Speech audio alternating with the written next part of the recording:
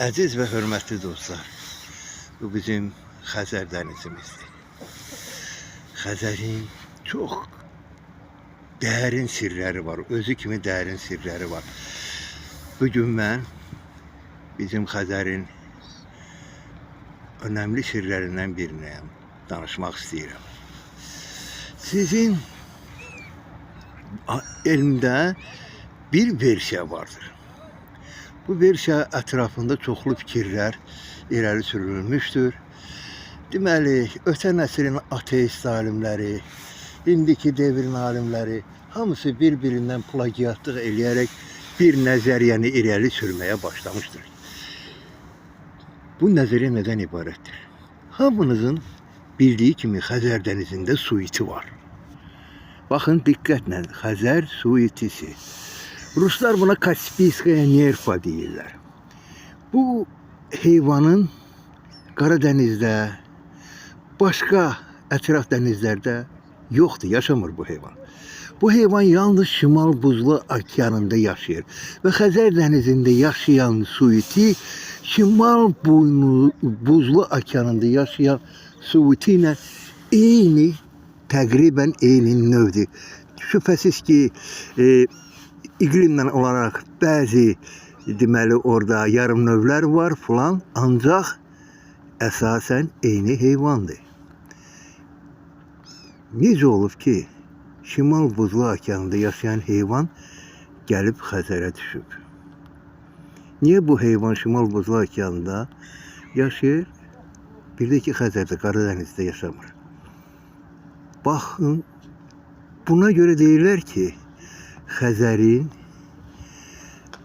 haçansa Şimal Buzlu okeanı ilə əlaqəsi olub və 500 min il bundan qabaq, milyon il bundan qabaq o su itilər üzə-üzə gəliblər Xəzərə, əcəb eliblər. Amma Qaradənizə yox, Xəzərə gəliblər.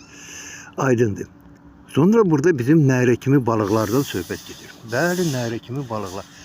Nərə kimi balıqlarımız da bizim ancaq Şimal Buzlu okeanında yaşayan növlərdir ki, Xəzərdə də var ağ balıq, uzun burun, digər nərə növləri.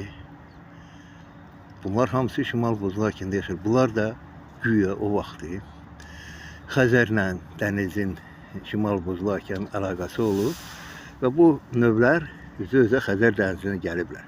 Aydındır. Ümumiyyətlə Xəzər dənizi dünya okeanından 28 metr aşağıdadır. Yəni çalada yerləşir. Səviyyədə dünya okeanından 28 metr aşağıda çalada yerləşir. Çox gözəl. İndi əziz dostlar, keçək dinə. Elmin qəbul etmədiyi dini əsaslara və dini sübutlara. Nuh Peyğəmbər əleyhissalamın devrində deməli göydən yağışlar yağır, 40 gün yağış yağır, dənizlərin suları qalxır, bütün dünyanı su basır, bütün hər yer qalır suyun altında.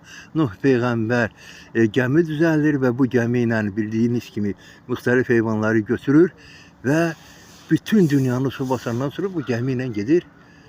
Başqa o dağın adında su, bir dağın dibində dayanır. Xülasə. Deməli, bu versiya həqiqətə daha uyğundur. Nəinki Xəzərin harcansa bir olması. Əgər nəzərə alsaq ki, həqiqətən də dəniz göydən yağışlar yağıb, həqiqətən dəniz suları qalxıb və istər-istəməz hər yanı su basıbsa, Şimal Buzlu okeanında yaşayan heyvanlar, su itilər, balıqlar şübhəsiz ki, üzüb Xəzərə tərəf də gələ biliblər. Sonra bu çəkiləndən sonra hər yanda su quruyub. Xəzər dənizi dünya okeanından 28 metr aşağıda olduğu üçün, çalada olduğu üçün burada su qalıb və bu suda heyvanlar, balıqlar, yəni su itilər, bir də nərə kimi balıqlar yaşayıblar. Bu belə bir nəzəriyyə irəli gəlir. Başqa dənizlərin səviyyəsi dünya okeanı ilə eyni olduğu üçün su quruduqca bu heyvanlar hərəkətə keçib lazımi yerlərinə, yəni iqliminə uyğun istiqamətlərə üzüb getmişlər. Bax, budur. Balaca bir çalada həmin o okeanın suyu, dayıq suları quruyandan sonra qalan su itilər, qalan nərə kimi balıqlar Şimal Buzlu Okeanın bir hissəsini özündə saxlamışdı. Nuh Peyğəmbərin versiyası elmi versiyadan daha düzgün və daha güclüdür.